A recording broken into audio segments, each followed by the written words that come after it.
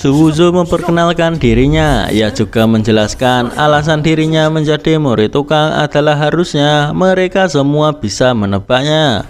Dengan kekuatannya, hal mudah baginya untuk menjadi murid inti. Hanya saja sumber daya puncak suci terbatas. Suwuzo tentu tak boleh menghabiskan banyak sumber daya kultivasi.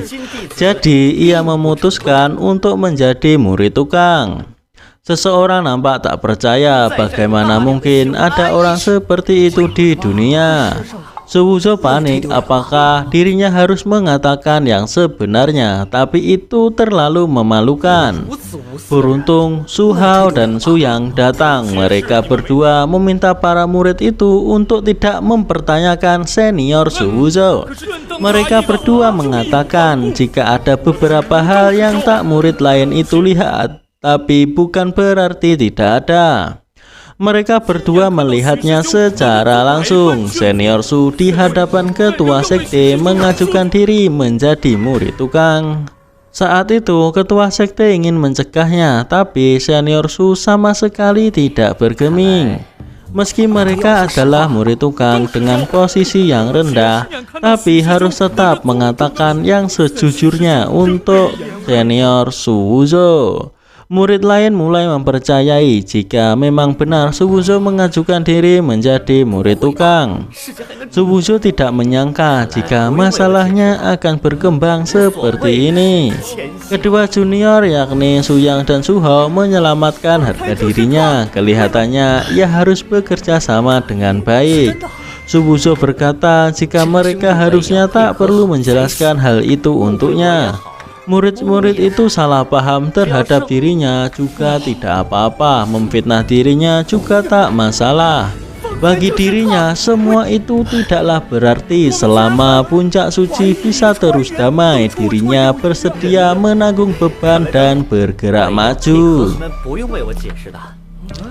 Semuanya kagum kepada Suwuzo. Yang awalnya meragukan Suwuzo juga melupakan tindakannya barusan.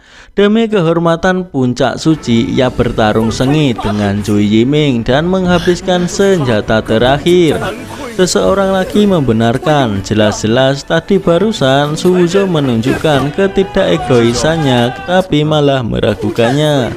Ini sangat memalukan.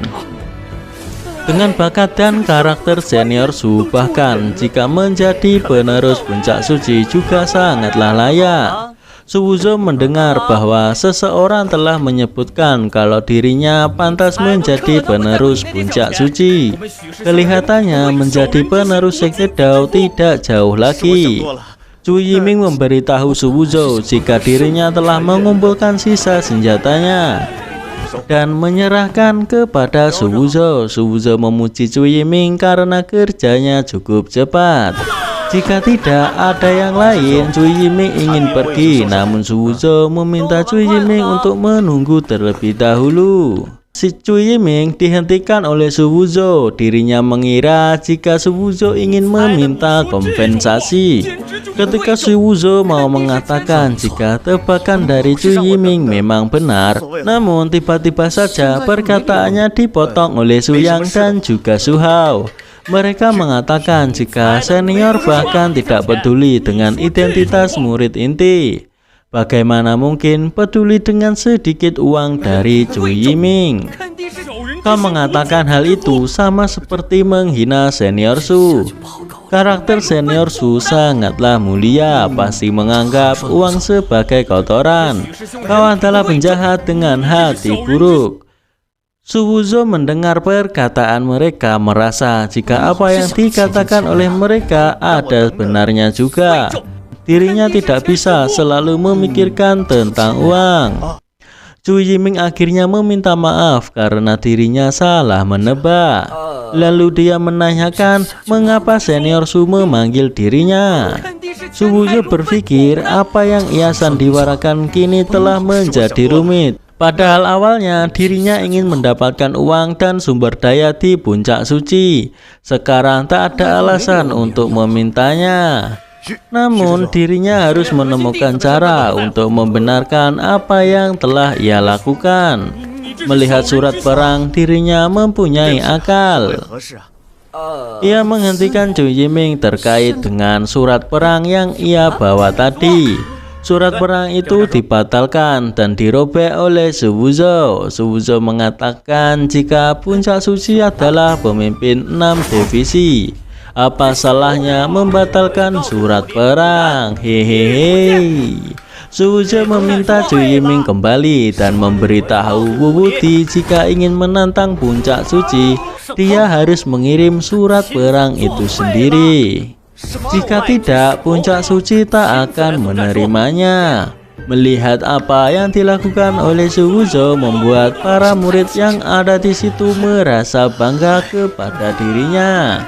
Memang harusnya inilah martabat yang dimiliki oleh Puncak Suci. Su Wuzhou merasa jika dirinya benar-benar cerdas, bahkan membantu menyelamatkan martabat Puncak Suci. Meski Zhu Yiming tak senang dengan perlakuan Su Wuzhou, tapi dia hanya bisa menuruti apa yang dikatakan oleh Su Wuzhou, lalu dirinya pergi meninggalkan Puncak Suci. Zhu Yiming sedikit heran.